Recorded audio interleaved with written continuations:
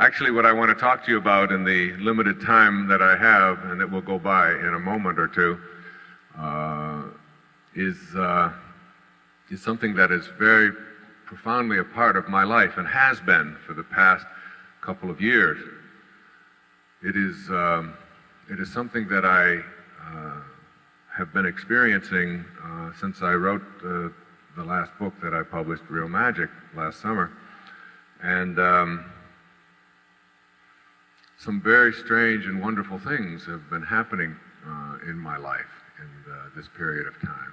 And when I finished writing You'll See It When You Believe It, and had published that, and I felt that it was my effort to sort of unmuddle the metaphysical and make it available to all of us, and not some esoteric practice that you have to sit in a cave and figure out for yourself, that it's something that we can all apply and live with every day in our lives. I really thought that I was through with writing for a while, and had decided to do some other things in my life, to go into disguise almost, to disappear. And I had taken up this practice of meditation now 5 or 6 years.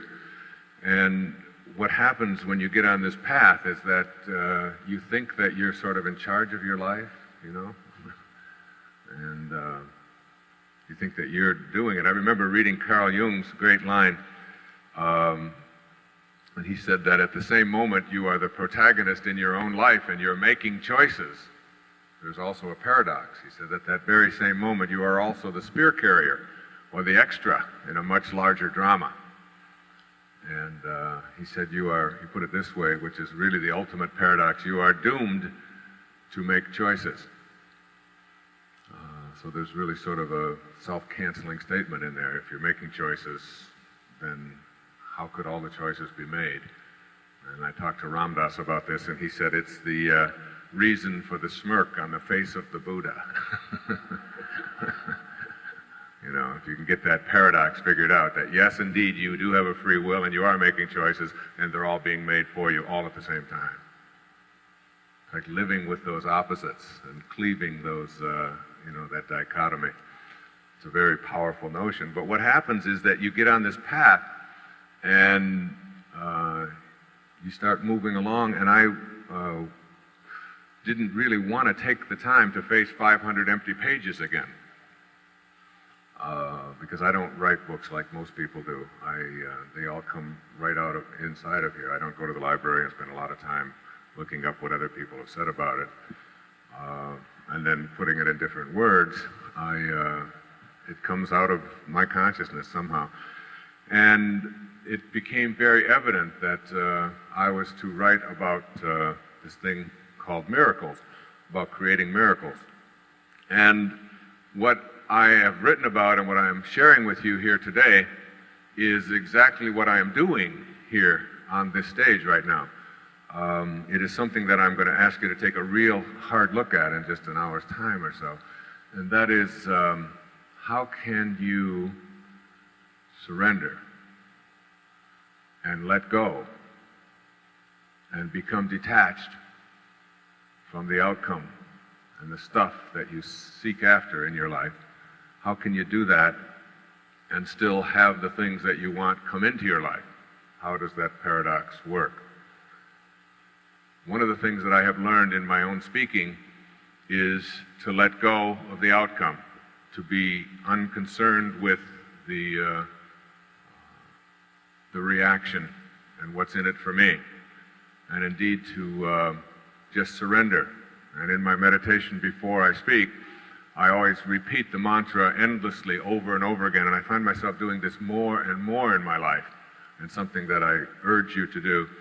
I ask the question, how may I serve? Just, how may I serve? How may I serve? How may I serve? There are 1,000 people there. How may I serve them? It's like getting the focus off of what's in it for me and how do I look and whether I say the right thing and whether people like what I say and whether they buy things that I have or whatever. And instead, like letting all of that go, just letting that go. And getting the focus of your life, the centeredness of your life on this business of serving. And the irony of it is that when you get to that point where you're able to do it and let go of that outcome, all of the stuff that you chased after and worked so hard for and figured you had to have back here begins to chase after you and show up in your life. And it isn't you're no longer on the treadmill. It's like a surrendering. And so that's what I do when I come on stage. And it's almost as if God says to me, it's like, as long as you stay on purpose, you'll never stumble. And you'll know what to say. And when you get off of that, when you shift your alignment away from that, then you won't be able to do what you're doing. And the same thing happened in the writing of this Real Magic. For the first time in my life, I experienced what I have come to call automatic writing, where I left home and went off to Maui and sat down and in 8 weeks' time just produced this book without any struggle whatsoever, not one moment of struggle. And it just seemed to be there, and it seemed to flow. And I can type, like when I sit down and type a letter or a contract or anything that I might have to put out on a typewriter, I'm one of these kind of typists. I just look around. I can do it rather quickly, but I have never had the formal training in typing. But when I write at this little typewriter, I can go along and close my eyes and write at 70 and 80 words a minute when you get into that automatic. And I can't tell you how I do that. It just, and my wife will walk by where I'm writing because I rent my own little place, and she can walk by and tell when I'm writing and when I'm just resting. And she'll walk by and she'll say, the typewriter must have been smoking. You were going so fast. And it was like that for 8 weeks of time, just because I had completely let go. And I wasn't concerned with whether the editors liked it, how it came out, whether or not it was a bestseller, whether people were going to buy it, whether the reviews were going to be, nothing. It was like very, very peaceful. And it's a very peaceful place that I'm asking you to look at and get to in your own life. Just before I left for Australia a couple of weeks ago, I was on a show on CNN called Sonia Live. And Sonia and I went to school together. I mean, we've been friends forever. And we sat down to do the interview, and she said to me, Wayne Dyer, it says here that that you haven't had a cold in 15 years. She said, now I've known you for a long time. She said, very frankly, I don't believe that. Well, that's Sonia. That's the way she works. That's fine. I love Sonia. And there was a time when if somebody said that to me on national television, I would say, well, wait a minute. Now I have to defend myself. And you get into that position of, I'm going to call my doctor right now, or whatever, and start defending yourself. And when you get to be free, you don't need to defend yourself. You know. You just have this knowing. And I said, that's all right if you don't believe it. And I said, next question. There was no anxiety about it. There was no, I don't care if millions of people are watching. It doesn't make any difference. I'm not attached to any of that. It's like, I know that I don't get those things, and it's fine if you don't believe it. You don't have to. I'm not living my life for that reason. It's like being self-referred rather than object-referred. And I can do the same thing even with criticism. There was, I now get letters, when I get letters of criticism, which you do, which everyone does, and I even tell my own children over and over again when they worry about their reputation and all that, I say, forget your reputation. It's not located in you. You go out and give a talk to 1,000 people, you leave, you have 1,000 reputations. What am I going to do, follow every one of you home? Did you like me? Did you think I was all right? What did you think? Some will think great, some not. Some going to think, well, he's got more hair than Bernie. Some going to say, well, maybe he shaved his head,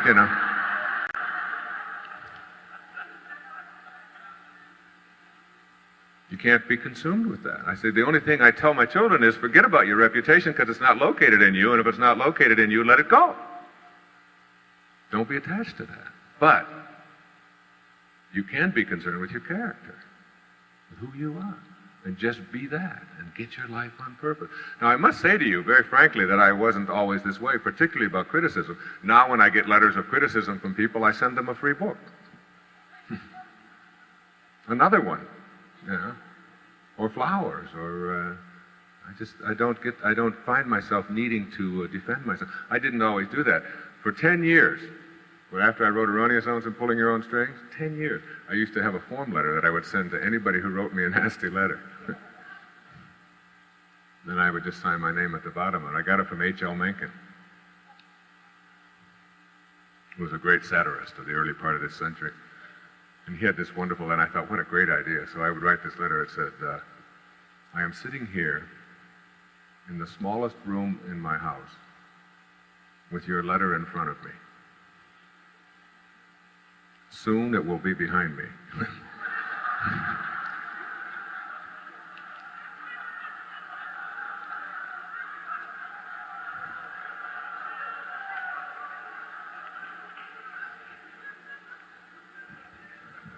And then I would sign my name. So I must not still be in the place I'd like to be, because I still find that kind of funny, you know. But I stopped doing that a few years back. So this surrendering process is really just crucial. And what I'm going to ask you to do, see, I am in the process now of putting together in my own mind ideas for something I'll probably write a year or two from now. And I want to share it with you here this evening, and I haven't shared it too much in public, since I'm working on it in my own life. And it's this, like, if you really want miracles to show up in your life, you have to be able to do these three things, right? And I'm going to just sort of, there'll be three, but I'll probably get to the third one 2 minutes before I finish. But it's okay, because the first one is the toughest for people, and I'll get to that in a moment. And this three-part sort of paradigm is what I think of as the secret formula to manifesting miracles in our lives. See, I began to write about miracles not because I thought it was time to write another book, but because I couldn't stop myself from doing it. It's the only thing, real magic is the only thing that I've ever written that I don't take credit for, that I really feel was written through me. That I was a messenger in this case. And it was, and so as I talk about it around the world now, about this business of being able to create something for yourself that is truly miraculous, what I'd like you to do is to just get a picture in your own mind of what it is that would constitute a miracle for you. You know, something that you may have walked in here today not believing was possible for you to do, or in order for it to occur, it would require some kind of special divine intervention or some kind of luck or great happenstance, and all the cosmic dice would all have to flow. It's exactly right, perfectly, in order for it to occur. I'd like you to just be able to just picture what that is. And it could be anything. I mean, there might be people in here, most of us, when we finish today, will get up and walk out and go to our cars and drive home. There are some who will not walk out. There are some who've been in a wheelchair for the last whatever. And to just stand and walk would indeed constitute a miracle. So your miracle may not be somebody else's. For some, it may be an enormous healing to be able to rid ourselves of something that we have believed was not possible. Certainly after hearing Bernie Siegel, you would begin to doubt whether or not there was anything that was impossible in the way of healing. In touring with Australia, I spent the last 11 or 12 days with Deepak Chopra and Stuart Wilde. The three of us toured these cities. And Deepak's message, and he and I have teamed up on some tapes now and some writing projects and so on, gives us an indication that within each one of us is an enormous power that I'll be talking about shortly. And your miracle might involve something to do with relationships, or with manifesting prosperity, getting the right job, losing the one you got, getting the right partner, getting rid of the one you have, moving, raising your talent level, getting the right connection, whatever it may be. Just sort of get a picture of it. And the first of these three things for this paradigm for miracle making, I call banish the doubt. That's Roman numeral 1, even if you're not writing, or if you're listening on tape. Banish the doubt. Most of us have been raised on doubt. Most of us have been raised to believe in what we can't accomplish.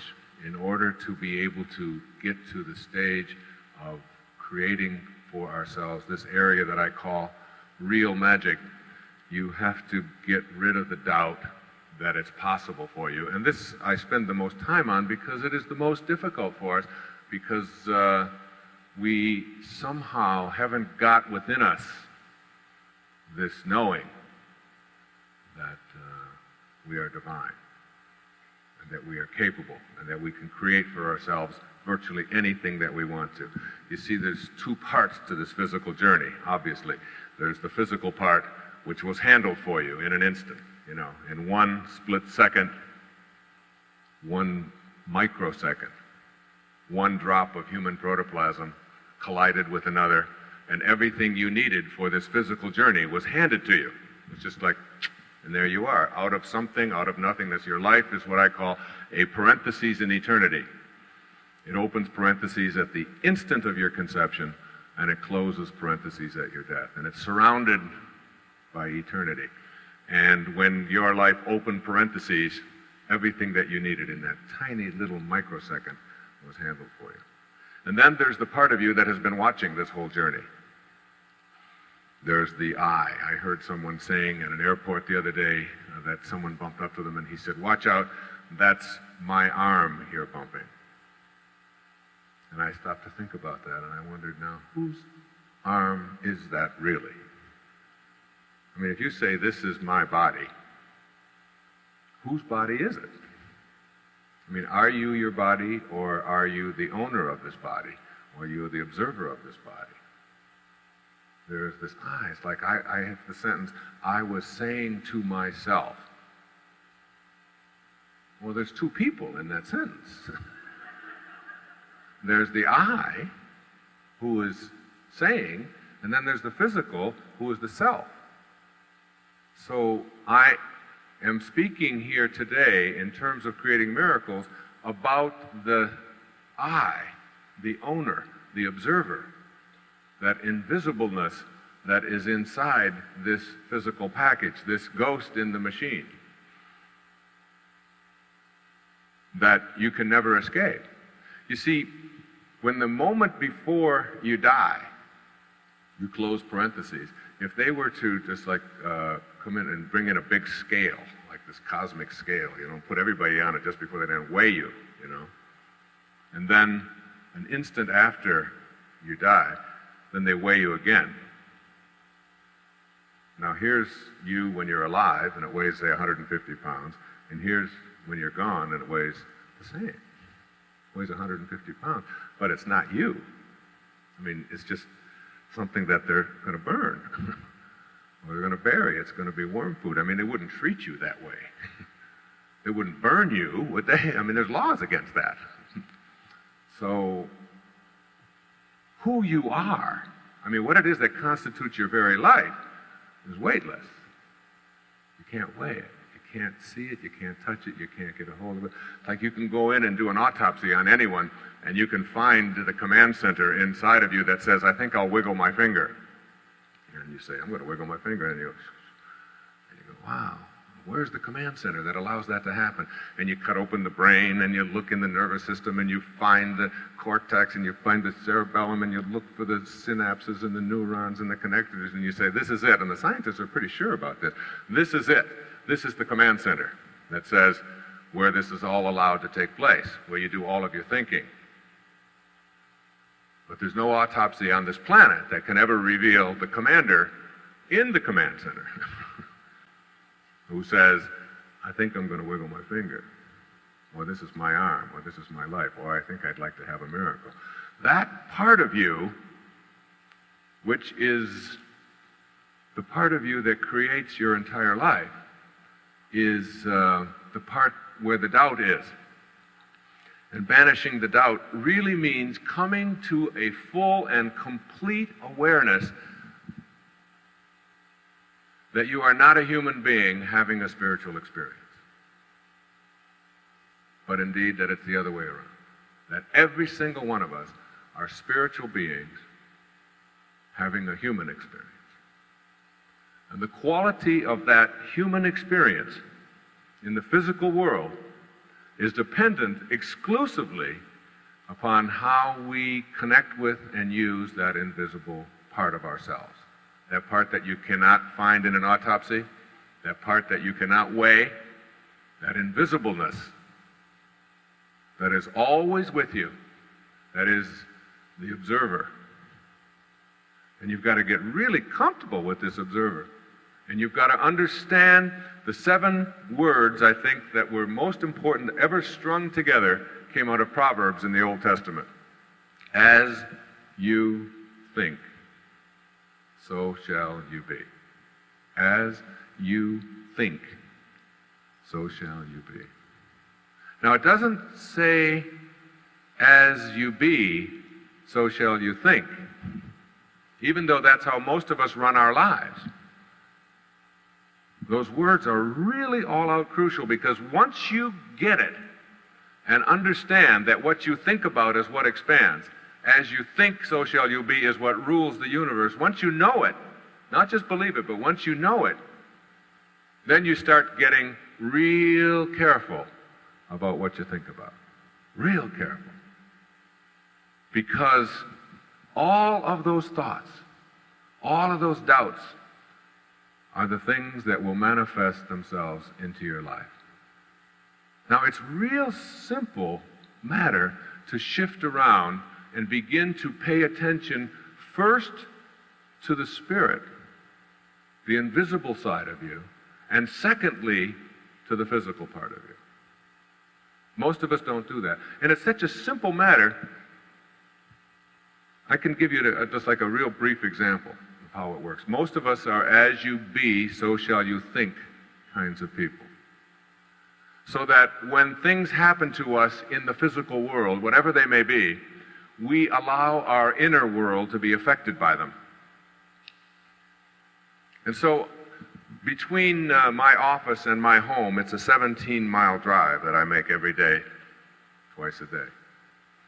Now, there was a time when I would get in my car, when I was an as you be, so shall you think kind of person, when I didn't understand the simple words that James Allen wrote in the last century when he said, circumstances do not make a man, they reveal him. The circumstances of our life reveal the kinds of choices that we've been making. And I used to get in my car and drive to my home, and depending upon how the traffic went, or whether there was construction, or whether there were delays, or whether there were difficulties, or struggles, or problems, I would then allow my mood at home to be determined by that.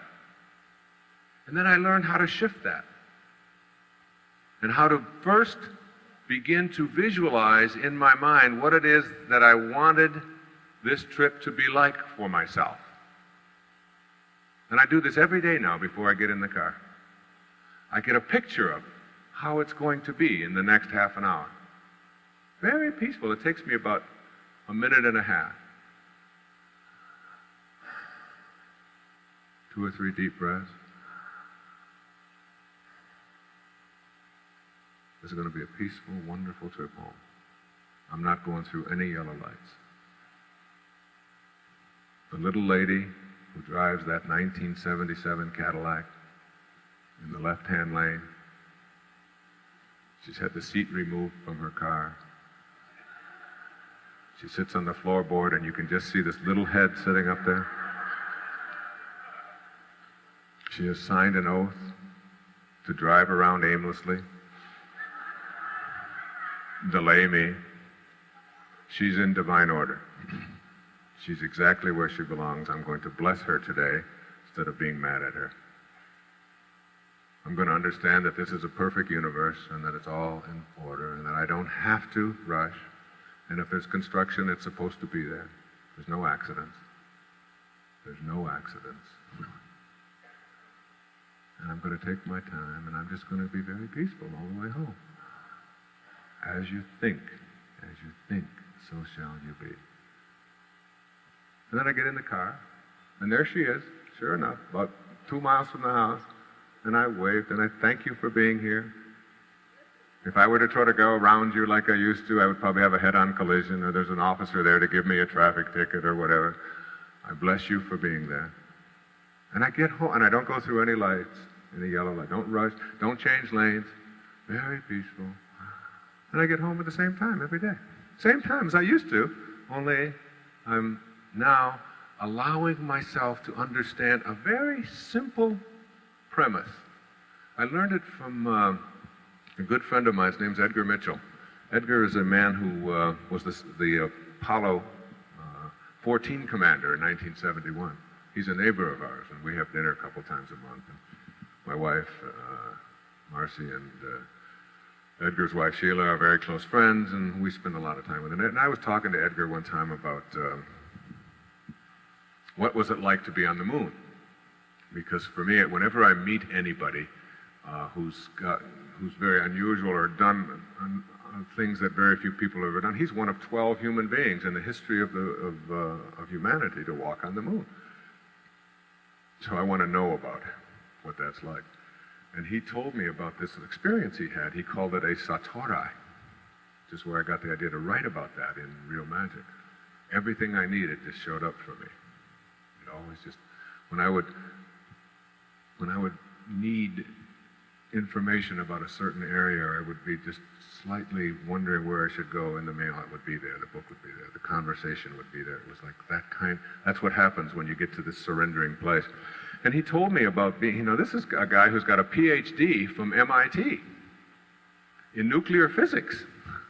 That's as left-brained as it gets, okay? And he said he was walking on the moon, and he looked to his left, and he could see an infinity of heavenly bodies hurling through space at thousands of miles per hour. And he looked to his right, and he could see this blue quarter, which is what the Earth looks like from the surface of the moon. This blue quarter. And he said he realized that on this blue quarter was all of the problems we've ever had in the history of the whole planet. Every single problem is on this little blue quarter. One little sort of dot in another infinity of them hurling through space. All of your struggles, all of your problems, all of your worries, everything that you're concerned about, been on, and everybody else, Genghis Khan, Attila the Hun, Napoleon, all of them, all on this quarter. And he said he had this what they call in Zen a satori, an instant awakening. And in this instant awakening, he realized that this is an intelligent system that we're all a part of. There's an intelligence to this system. It's not some accidental fluke.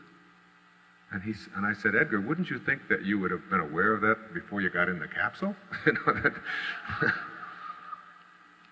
He said, no, we had always been taught that we were to master it rather than to get in harmony with it. And he said that instant changed his life forever. And he left the space program, the Apollo program, when he came back, and he founded the Institute for Noetic Sciences and has been lecturing all around the world about the spiritual consequences of space travel and how it can really dramatically affect your life when you get out there and see that this is an intelligent system that we're all a part of. And if you know that this is an intelligent system that we're all a part of, then you know that your life is also a part of that intelligence. And that the same intelligence that flows through those planets and allows them to align and allows the galaxies to stay in place and allows us to move at thousands of miles per hour, which we're all doing right now, even though our senses tell us something different. We're all hurling through space at thousands of miles per hour. As Einstein said, talked about relativity. It's all relative. Nietzsche had a great conundrum that'll help you to understand Einstein's theory of relativity. He said, all things being relative, what time does Munich stop at this train? That'll get you going. So this intelligence, this divine intelligence, this invisibleness, this organizing intelligence that flows through everything is also flowing through you and through everything. It's not like there's a separate intelligence for you and a separate one for me and a separate God for you and a separate God for you. It isn't like that. This is a one-verse song. A one song, a universe. It's all one. And there's an intelligence about it all. And so in order to be able to banish the doubt about your capacity to manifest miracles for yourself in your life, you have to know that your life is a part of this intelligence, and that it, like everything else, from the tiniest little microscopic dot to the galaxies and the cosmos, all has a purpose. There's a purpose to it all. And now when you get that and banish the doubt, you begin to realize that everything that has happened to you up until this moment, right now, is a part of that intelligence. It's all part of that. See, what you have to learn is that I read a wonderful line when I was down in Australia by an actress who was talking, and she concluded it with, she said, if you want to make God laugh, tell her your plans.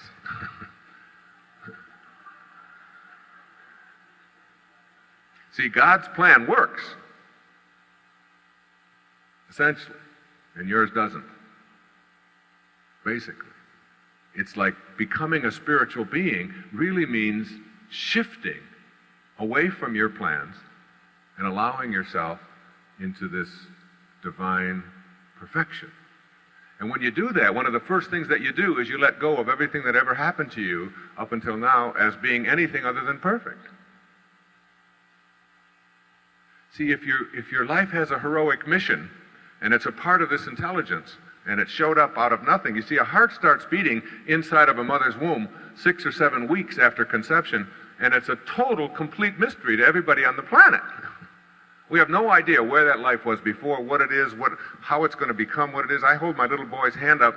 He's 5 years old now, and his hand is like, about a third the size of mine. And I look at his hand and I say, it's not like that hand is going to grow and become the size of mine. I mean, it isn't going to grow. He's going to need new bones in there. He's going to need a whole new hand, isn't he? It isn't what he's got is just going to get bigger. That has to die, and it has to be replaced and replaced and replaced and replaced. And eventually he'll have a hand like this. And it's going to come out of what? This is the 1993 model of Wayne Dyer that you're looking at here today. It's very different than the 1958 model that graduated from high school. As a matter of fact, that model in 1958 is dead. Every single cell in it is gone and died and been replaced and replaced and replaced and replaced. I don't have one cell, not one molecule left in me that was there before. You can't find any of it. It's all new. And yet here I am with some knowings that I had back then. The knowings that I have are not physical in nature, they're metaphysical, they're beyond the physical. Someone defined life with a great definition as a sexually transmitted, incurable disease.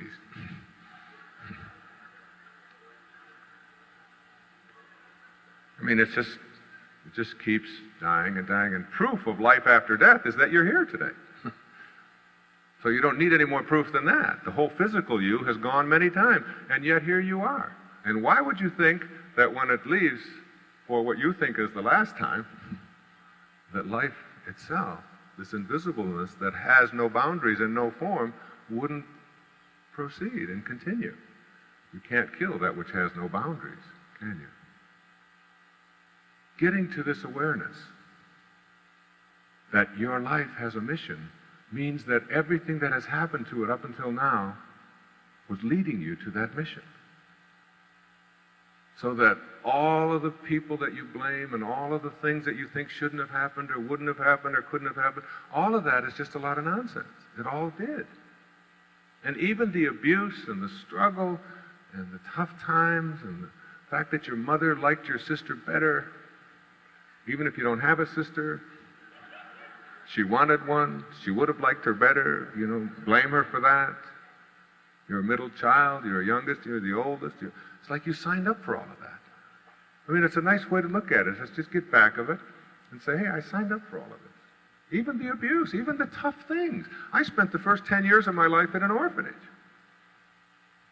And in those 10 years, I was moved around to a lot of strange places. But I believe that for me, my purpose, obviously, is being actualized to this day. And it's about helping to teach people self-reliance and magic and miracles and a whole new way of looking at things. That's what my whole life is about. And you don't learn these things through instruction. You don't learn these things by somebody else telling them to you. You've got to learn them through the direct experience of it. It's almost as if God said, all right, here you are. You showed up, and you want to teach people about self-reliance? Get your little ass into an orphanage for 10 years. And learn how to do that. Learn how to rely on yourself. Become inner-directed. Become self-directed. And don't complain about it, and don't whine about it, and find something beautiful in it. And that's what we do when we're children. We don't wake up when we're an orphan and when we're a child every day and say, oh my God, I'm an orphan again today. It's Wednesday. I was one yesterday, now it's tomorrow. When is this going to end? You don't do that. You wake up and you deal with what you have to deal with. And you get on with your life. And now you can look back at your life, and most people look back at the experiences of their life and say to themselves, if only it would have been different. If only. And there is no if only in there. It was all in order. Life gives exams. Bernie and I and Joan had dinner together last night, and we were talking about the variables that we see in highly successful people. And we got to talking, and each one of us sort of told little stories about things about people we knew or about ourselves. And I said, finally, there's a thread that runs through all of this. There are people who go through life and have really tough experiences. Most of the time when you read about people who abuse their children, and you interview them, you find that, what? They were abused as children. I mean, it's something that you all know. You can shout it out. And then there are some who were abused as a child, and I was one, not viciously, but on some occasions. And while this is happening, you make an inner vow that this isn't going to be anything I'm going to partake in, and I would never do this to one of. Like you learn from it, or you repeat it. The highest functioning people take all of the things that happen to. Like I spent a big hunk of my life around alcoholics. My father was an alcoholic, and he finally left and abandoned it. My mother remarried 10 years later. Life gives exams. If you don't get it, she remarried my father in a different body. Another man who was abusive and abandoned and who was an alcoholic. Another man who was abusive and abandoned and who was an alcoholic. So I spent a lot of my younger years around that. And for me, it was easy. I saw what booze did to people and made the choice not to have that as a part of my life. Whereas my brother, who was with me through all of this, made the choice for many, many, many years to be an alcoholic. Like you take the things that come along, and when you get to that spiritual place in your life, you begin to see that these things all have great lessons in them. And instead of saying to yourself, why is this happening to me? Isn't this awful? Poor me. You begin to say, what do I have to learn from this? Because you have banished the doubt that this is some sort of freak accident that you're in, and you begin to see that this is an intelligent system that you're all a part of. And understanding how to banish the doubt really starts with knowing the difference between that which you believe and that which you know. You see, all of the things that you believe, all of your beliefs, are handed to you throughout your life. They come from outside of you. So when you are born, And then you go to get into a family, and in that family then you go to school, and you go through religious experiences, and you have all of your friends and so on, and you're constantly being given a whole set of beliefs. And you can see the real trauma of that on the planet today in Yugoslavia, Herzegovina, and Bosnia, where young people are taught who they're supposed to hate from things that happened hundreds of years before. And the hatred is so bitter with people who've never even seen each other. They have this, and you can see it in the Middle East, and you can see it virtually in all the places where there's these enormous conflicts. It's called prejudice, prejudging. So in order to understand how to get past this, you have to understand there are some things that you believe, and there are some things that you know. Now, your knowings are different from your beliefs in that your beliefs are handed to you. Your knowings all come from within. Everything that you know because you got it yourself. No one handed it to you. Like, I watched the Winter Olympic trials a while back. And when I was a young boy, I was going to become a professional ice hockey player. And I used to go skating every single day. And then I let go of that when I was 18 and went into the service and spent some years overseas and all of that, and came out and went through all of the things of my life. And I get to now where I'm 52 years old, and I'm watching the Winter Olympics with all of my children. And my children help me with humility. I asked my 15-year-old daughter if she wanted to come and hear me speak. I said, I can get you tickets. There's thousands of people. They've actually paid to come and hear me speak. Would you like to come? She said, why?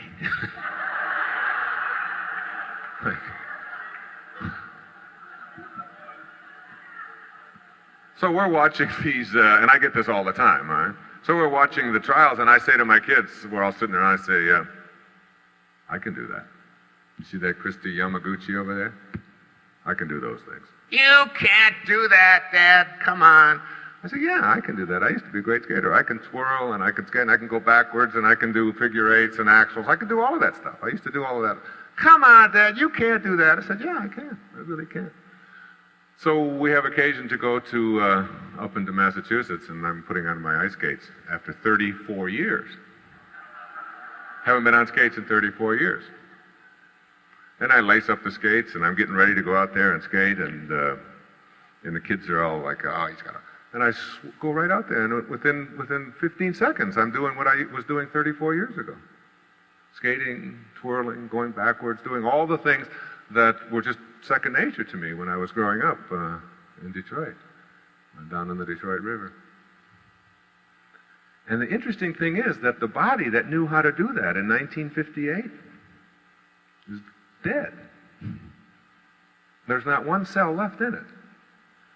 Yet the knowing is still there.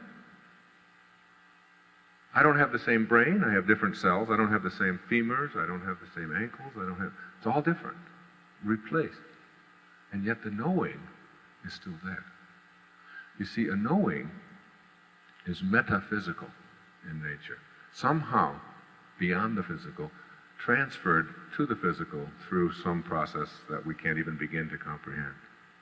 The knowings that you have in your life, like I know I can swim, I know I can dance, I know I can make love, I know I can walk, I know I can do all of these things that I have a knowing about, all came from within you, and all of the things that you believe in were handed to you. So consequently, your knowings will never let you down in times of crisis, and your beliefs will almost always let you down in times of crisis. Those things that you believe in are handed to you, and those things that are handed to you come with doubt because someone else is giving it to you.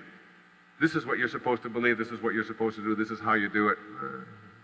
Yeah, that's great, and you're going to, but then there's a doubt attached to it. But that which you know isn't. Now, unfortunately, most of the things that we know as individuals also are in the area of what we know we can't do. We know what is impossible, what can't be done. So if I were to ask you, can you be in more than one place at the same time? You know, could your body be here, and can it be someplace else at the same time? You said, no, you can't do that. And if I said, well, could you transport yourself from here to, say, Montana or Spain, just through the power of your mind? You'd say, no, you can't do things like that. If I said, well, can you enter someone else's dream? You know, go into dream consciousness from the waking, go into someone else's dream and become a character in that dream voluntarily. You'd say, no. Can you fly? If you come across a tree, can you jump over it? Can you levitate?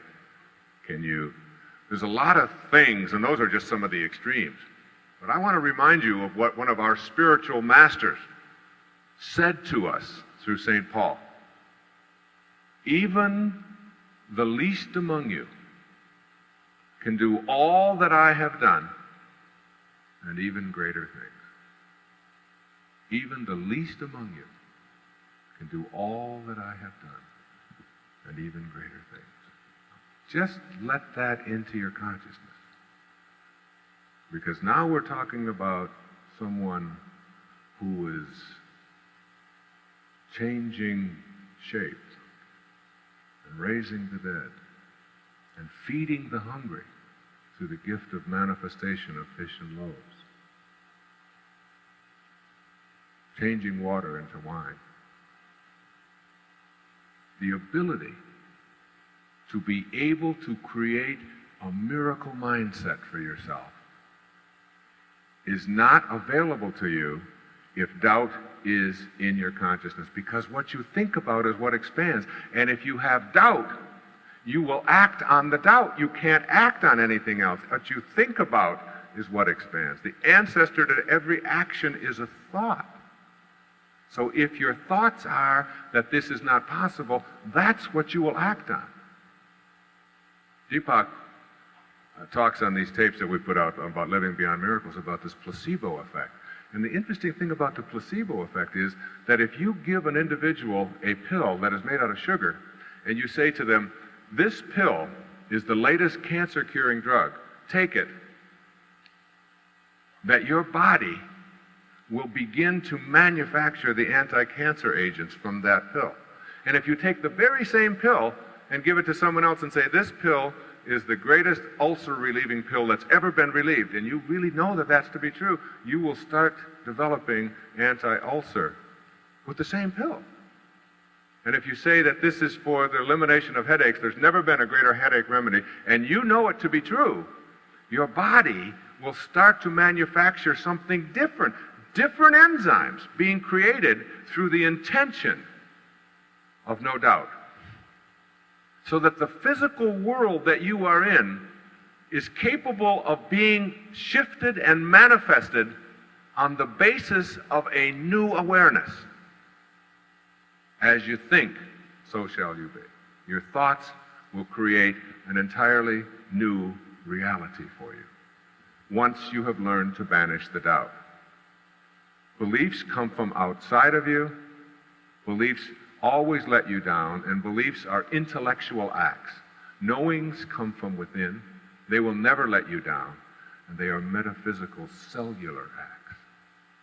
You can have knowings in the physical domain, and you can have them in the metaphysical domain. Knowings, without doubt, about your spirituality and your ability to manifest what you want for yourself in your life. See, remember that even if you're sitting here with doubt this afternoon, there is still a doubter that you can never see. So the evidence that there's still an invisibleness there is here in the doubter. Not the doubt, but the person doing the doubting. That invisibleness. And that is what you have to learn to come in contact with. When I was writing the opening for Real Magic, I looked for a display quote. And the display quote that I picked for this particular book was written by a scurvy elephant, a poet named Samuel Taylor Coleridge. For those of you who don't know what a scurvy elephant is, when I was in the 3rd grade, I came home and asked Mrs. Scarf, "What's a scurvy elephant?" She was the lady who ran the orphanage. She was a saint. And she said, "I don't know, I've never heard such a thing." And she said, "Why?" And I said, "Well, I heard the 3rd grade teacher telling the principal that Wayne Dyer was in her classroom and that he was a scurvy elephant." She said, "Yeah, I don't know." And she got on the phone and she called the principal, and the principal said, "No, that's Wayne. He mixes everything up." She didn't say that he was a scurvy elephant in her classroom. She said that he was a disturbing element in her classroom. So I always pay homage to the scurvy elephants of the world, because I've learned that there is probably a karmic debt that we all pay, and each one of us, as we are scurvy elephants in our own life, get a couple of them in our own families later on. That's the one that you can do nothing with. That's the one who's got a mind of their own, and no matter how much you cajole and punish and threaten and so on, they still have got their own mind, and you know after a while that you're wasting your time. You know, that like you better stop and be at peace with this person and teach them harmony and maybe step back and learn something from them. One of the great karmic lessons that I've learned is that the one that you can do the least with will make you the most proud. You know, if you can survive them. So if there is a karma to all of this, I think I must have been an axe murderer in a previous life, because I've got 8 of them just like that, all right?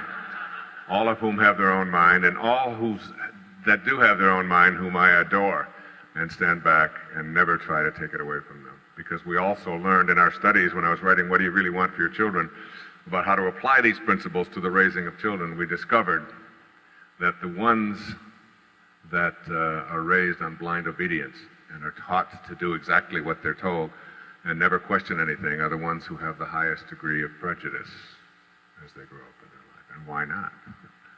They're taught to prejudge. You know, you're supposed to think this way. You're a Bosnian, you're supposed to hate a Serb. You're a Muslim, you're supposed to hate a Jew. You're a Hindi, you're supposed to hate a Sikh. It's, you know, and then you raise them to not think for themselves, to get into this no-think mentality.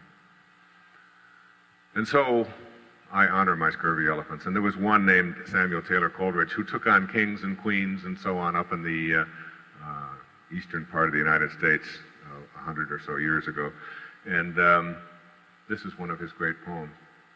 And I'd like you to just, as I just say it to you, I'd like you to really banish the doubt. I'd like you to just let it in. Do what we used to have to do in poetry classes when I was studying English literature. They used to tell us that you have to have this willing suspension of disbelief. You know, when you go to a movie theater and there's a 2-dimensional screen there, and you know that this is just lights flickering on and off in a screen. It's not real. And you don't go in there and say, well, this is ridiculous. Those are just lights, and those aren't people, and look at this. I can put my hand in there. You don't do that because you wouldn't be able to get anything out of it. So what you do is you suspend your disbelief. And you allow yourself for a couple of hours to be entertained, and then you walk out and you say, that was so phony, they didn't do this, and those were... So while you're in it, so what I'd like you to do for the remainder of time that we have is just suspend that disbelief and just listen to this. This is what Coleridge said. He said, what if you slept? And what if in your sleep you dreamed? And what if in your dream you went to heaven and there picked a strange and wonderful flower? And what if, when you awoke, you held that flower in your hand? What then? I wonder how many of you know that such a thing is impossible. To bring something from dreaming consciousness into waking consciousness. And if that knowing is so pervasive that you can't allow yourself to entertain the notion that even the least among you can do all that I have done. That you have it within you as a people, as a species. There's a collective unconsciousness in the world. One of the things that I've committed myself to talking about is a very simple thing that what we all came in here knowing today about AIDS. What do we know about AIDS? What do we know? What have we been bombarded with for the past 10 years about AIDS? If you get it, you what? You die. We all know that. You can all say it in unison. And you know, if you took and look inside in the new technology today, you look at an atom, and they have these electron microscopes now where they can literally take an atom and they can take these, you know how they have these electrons and protons and croutons and neutrons and whatever they are that you had to measure when you were in junior high school, remember? You can now take those electrons, these little tiny subatomic particles that are hurling around through these massive empty spaces, and you can begin to align them. And as you align them and get them in a line, when you get to what they call a critical mass, when you get to that point, let's say whatever it is, if there's 1 billion of them in there and you get to 2 million, there's this like invisible force that is inside of this atom that all of a sudden overwhelms the atom, and all of the rest of the electrons in there automatically align. And they call this place, they call this a critical mass. And they call this, in quantum physics, they call this phase transition. When you hit the critical mass, all the rest of them, through this invisible force, begin to align. And quantum physics is nothing more than the study of how things behave at this subatomic level. And what we've discovered is that we're made up of these things. So that when enough of us, as a people, begin to think in certain kinds of ways, and we reach a critical mass, then all the rest of us begin to align that way. And the same kind of changes that take place in the history of humanity in one place take place all over the planet at the same time. Like slavery began to be stopped about the middle of the 19th century, not just in Africa and here, but in Asia and in Indonesia and all over the planet, because the consciousness began to shift that this was no longer something we could tolerate. And as people began to think this way, it's called the 100th monkey effect, where they will take these monkeys and they will teach them how to wash sweet potatoes over here, and all of them will watch each other doing it in what they call allelomimetic behavior, where they will mimic each other, and then when they reach the critical mass, all the rest of them are suddenly doing the same thing, and then they go over to this island over here, 200 miles away, where they haven't even had any contact with the same monkeys in the same species, and they're doing the same thing. That the spread is not a physical property, that it's an invisible property. That indeed we are all connected, but what we're connected with is not something that we can get a hold of. As Deepak always says, quantum physics is not only stranger than you think it is, it's stranger than you can think. Because indeed, what it does is it shatters the illusion of our separateness.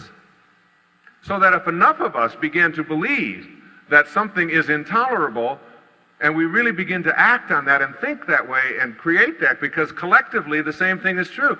The state of your life is nothing more than a reflection of your state of mind, and the state of the world is nothing more than a collective state of mind. It's a state of mind. We act collectively on what we think about. And so the massive changes that you've seen taking place on this planet over the past 3 or 4 years, I mean, the falling of dictatorships in the Philippines, and in Nicaragua, and in Romania and Bulgaria, the falling of the Berlin Wall, the crises were all resolved, almost all of them, without even a bullet being shed. It wasn't as if all the people who were in power suddenly got together and said, you know, we really shouldn't be treating people this way. This isn't nice. The new consciousness came about because enough of us began to align ourselves, and out of that alignment come new leaders. A poet elected to the presidency, Václav Havel, in Czechoslovakia, who was imprisoned just a decade ago for his beliefs. Lech Walesa, elected Democratic president. The Solidarity leader in Poland, elected to be the president. And all of these changes that we've seen taking place, sweeping across the country, and the dismantling of apartheid on another part of the One Song, and over here in another part, 1 million students in Tiananmen Square. You think it's an accident? It's a spiritual revolution. It comes from a new consciousness. And those changes that you're seeing taking place are so powerful, and indeed, we've got to shift that awareness in what we believe about disease and about AIDS, particularly about AIDS. And I've been talking about this now for 4 or 5 months, and I'm already beginning to see a shift. Here's Carl Simonton, and not a New Age foo-foo, but indeed a medical practitioner who back in the 60s was teaching cancer patients how to lower their remission rates through the use of visualization and imagery. and teaching them that they had within them the power to rid themselves of these diseases, that it wasn't something that you were assigned to death with. And he's being asked this question in an interview on New Dimensions Radio, and I bring it so I give it to you exact. He says, one of the things I often say is that the media can be damaging to your health. He said, if you watch or read the news, it can be very negative and hopeless, encouraging. And here's Carl Simonson's reply to the interview. He says, absolutely, we saw that with AIDS. He says, I treated my first AIDS patient way before 1981, before the symptom complex was known as AIDS, and he had gotten well. He said, the first 2 people with AIDS that I worked with got well very quickly. Yet what came out routinely in the media was a universally fatal disease, because it was more sensational, it was more dramatic, and the disservice this did to people who were afflicted with this condition was immense. Imagine that. I mean, we have been bombarded constantly with a message that we cannot do anything about this. This is a universally fatal disease. Why have we believed that? Why do we buy into that? Why would we get rid of something called hope? I mean, hope is the great healer. And if we have that, and we have this divine energy flowing through us, why would we for a second believe that we can't do anything about it? What a horrible thing for us to even begin to adopt as a people. And yet we did, and we saw the results. And now, as the consciousness is changing, we're beginning to see, I was down in Australia looking at Time magazine, and there's a sub-headline in a story about immunity to AIDS. And it says that fully 5% of the people who contact HIV will not get the AIDS virus, will not get it. And most of them were meditators. Bernie used to talk to me last night at dinner about this. He said, I used to carry around names and addresses of people who were healed from AIDS. And when anybody would say that to me, I'd say, call this person. And yet you don't hear about that, because we have a disasterizing consciousness. We want to disasterize about it. We want to make it a catastrophe because it's more newsworthy. We've got to change our awareness around. There's no one, not one person in here ought to ever believe that anything is incurable. There have been plagues that have affected mankind since the beginning, and we have always transcended them. And we will here. We always will. Because the divineness that is in each one of us has no doubt. Look, if I have a simple tulip bulb in my hand, and I ask you to look at it and say, what is it? You'd say, well, it's just a grungy mass of biological matter. I say, but look at it more closely. And if it gets nurtured in a certain way, that is, it's watered and put in the ground, it will become a tulip bulb. Why? Because it has built into it a future pull. A future pull that you can't see or dissect or find in any lab. It has a future pull, a picture that is part of its DNA, part of its genetic inheritance. If you take a liver cell from your liver and look at it and dissect it, and it has a future pull, it will always be a liver cell. It will never be anything else. In order for you to be able to manifest magic, real magic in your life, miracles, you must first be able to conceive of it. You must be able to conceive of it, and that means no doubt. And the doubt comes by shifting to a knowing rather than a belief. All of this stuff, Deepak and I are talking now about taking a group, making a movie, and taking in this movie a group of babies that say 100 of them. And as they are born, we remove them from the environment that they're in, orphans and so on, children who are to be abandoned, and we place them into a world where there is no doubt, where they get past the lie. You know, we're led to believe a lie, as William Blake said in his wonderful poem, Songs of Innocence. He said, to see the world in a grain of sand and a heaven in a wildflower, to hold eternity in the palm of your hand and infinity in an hour. We are led to believe a lie when we see with, not through the eye, which was born in a night to perish in a night, when the soul slept in beams of light. All of us are born in a night to perish in a night, in the physical world. But the soul, the spirit, resides and sleeps in formless beams of light. We are led to believe a lie, a huge lie. And the lie is that there are limitations in our life.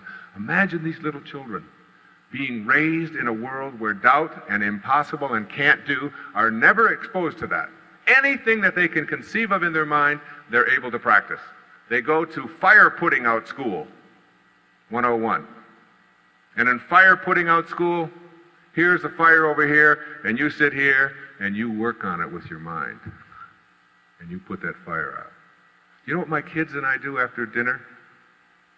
Many times after dinner in the evenings, a couple times a week, we go out and we put blankets on the grass. And in the blankets on the grass, we look up at the sky.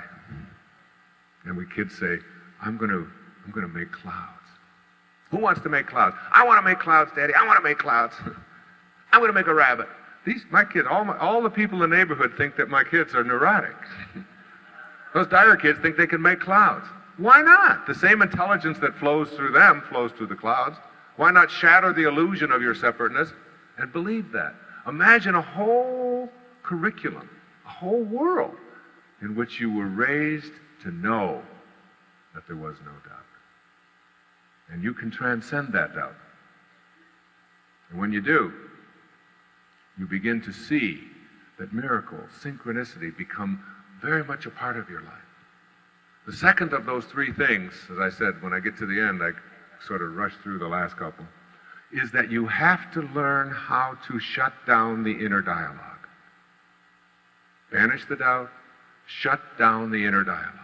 And what is the inner dialogue? The constant repetition in your mind of that chatter that goes on endlessly.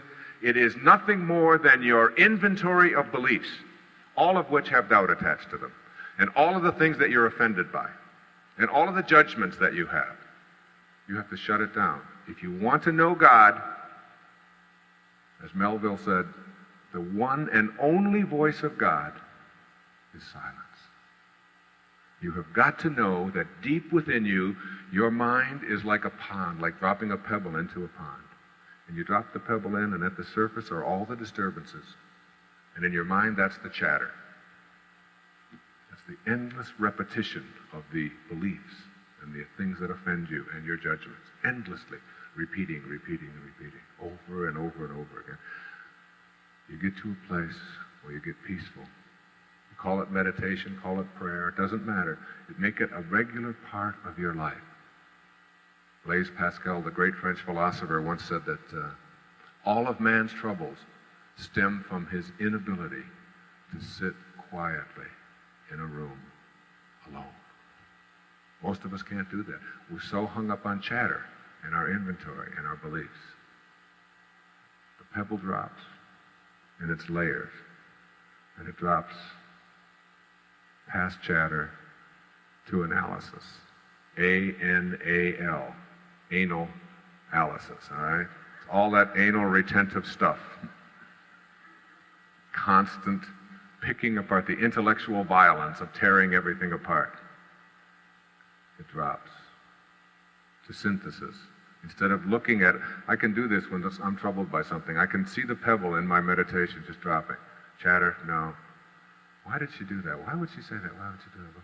And I would be thinking about, why would my wife do this? Or why would one of my kids do that? And then I could just feel the pebble dropping, and I get to a place called synthesis, where instead of seeing how things are pulled apart, you see how they're held together. And now I see that, my wife and I are one, and my children are one, and we're all one, and this is one family. And it's like all of the analysis and the chatter is gone. And then you get to a point where the pebble drops a little further, and as the pebble drops, you begin to quiet your mind. And now there's no analysis or synthesis. It's like quiet. And ultimately, the pebble drops in a place called the unified field, where you empty your mind. And in the unified field, St. Mark put it this way, to he that knoweth all things are possible. Now what does that leave out? Nothing. In the unified field, it's called a unified field of all possibilities. You're always in the right place at the right time. In this peaceful place within you, God will show up. And you will know that you're not alone. You will know that if prayer is called, if what you do when you talk to God is called prayer, you will know that your intuition is God talking to you. You will see and experience and know. And as you do, you'll start observing in your life things that I call synchronicity, where you'll see that a thought that you have about someone or something will begin to be manifested. It will happen for you over and over again. It happened to me this afternoon when I was running down to Venice Beach and back, a place where they're filled with scurvy elephants. And I was thinking about a man named Greg Anderson who wrote a book called The Cancer Conqueror, which I have endorsed and which I believe in, and which I have purchased by the caseload and given to people who have cancer. And I was thinking about him, and I know that he had just been on, he's got a new book out, and he had asked for an endorsement, and I had given it. He was talking about some of the things I had said on Good Morning America. I was thinking about all of this, and I stopped. There was a little man dancing over there on Venice Beach who looked like it was a thalidomide baby. And he had like fingers growing out of his shoulders, and he was dancing there for money. And I stopped running, and I reached into my pocket to give him something and to say hello to him and to remind myself that the same spirit is in him that is in me, that he's not his form. It's, to me, those people and all of those people who are in those things called disabilities are really wonderful reminders that our form is nothing more than our curriculum to God. And there's the fullness of God is in him and me, and I remind myself to stop and share. And he was so grateful. And this woman said she had been chasing me, her and her husband had been chasing, she was all out of breath. She said, and you stopped. And I never stop when I'm running. But I did this time. And she started talking to me, and she said, I just wanted to thank you for my brother. My brother is Greg Anderson, and he was yesterday on the Good Morning America show talking about his new book and you. And it's like that had been in my mind, and there was the sister manifested right there for me this afternoon.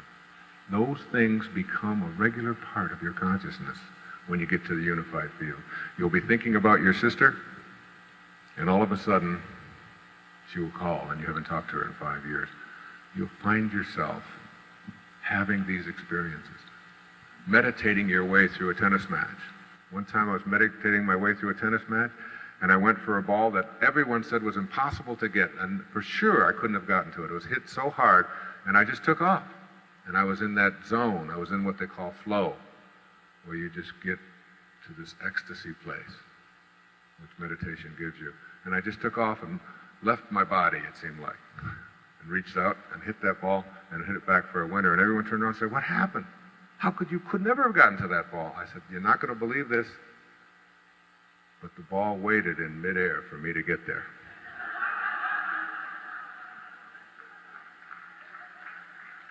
You see, you laugh, and it means that there's still doubt there. If I tell that same story to a group full of quantum physicists, there's not a snicker. They say, of course. Because the mind is capable of anything. All things are possible, even moving mountains in the unified field. When you get to that place where you've shut down the inner dialogue and banished the doubt, you'll begin to experience these miracles that you visualized earlier and conceived of. And finally, the third thing, and the thing I'm going to write my next book about, is called conquering the ego, or slaying your self-importance.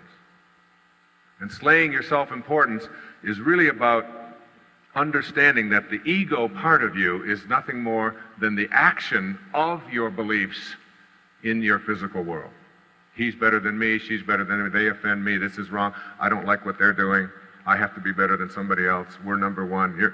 It's the endless repetition of your self-importance being put out there which interferes with your ability to be on purpose. You see, if your life is on purpose, and it is an intelligent universe that we're all a part of, it means that when you come in with nothing, and you leave with nothing.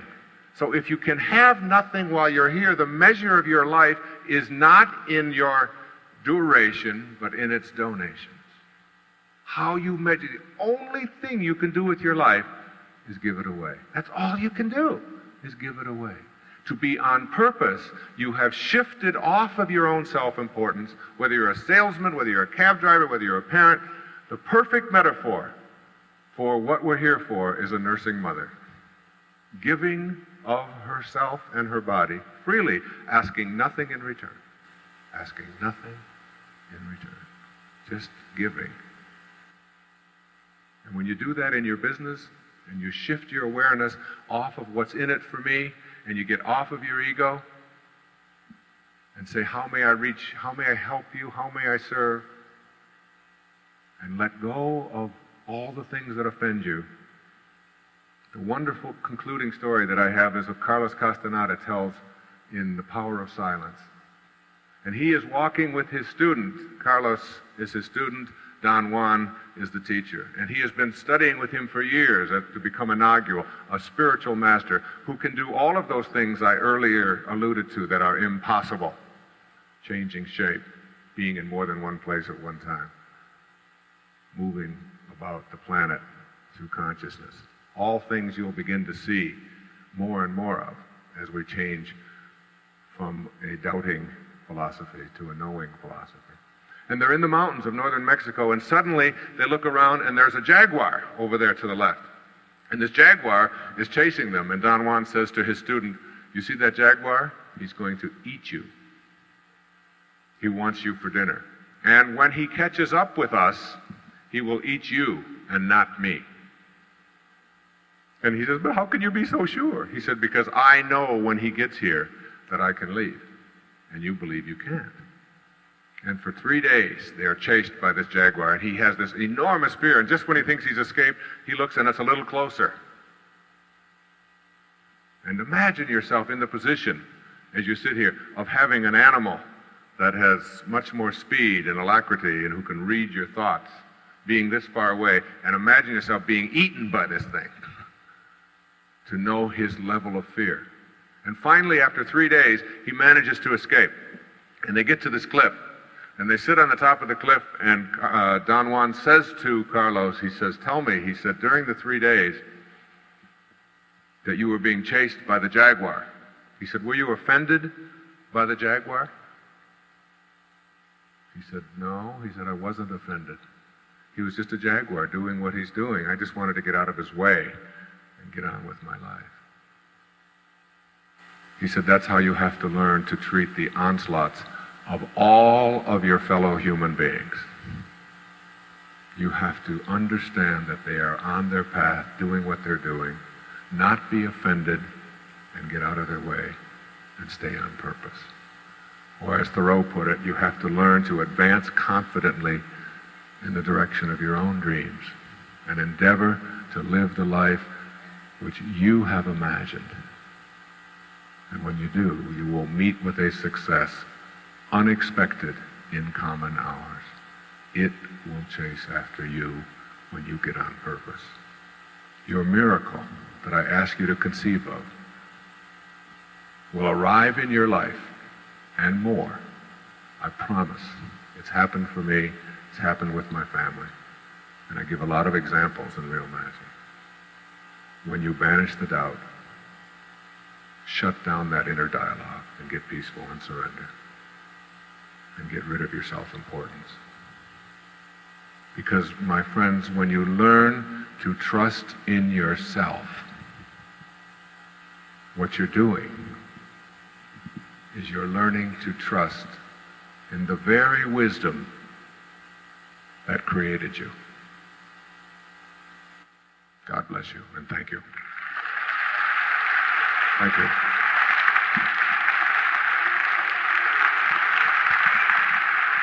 Thank you very much. Thank you. Thank you. God bless you.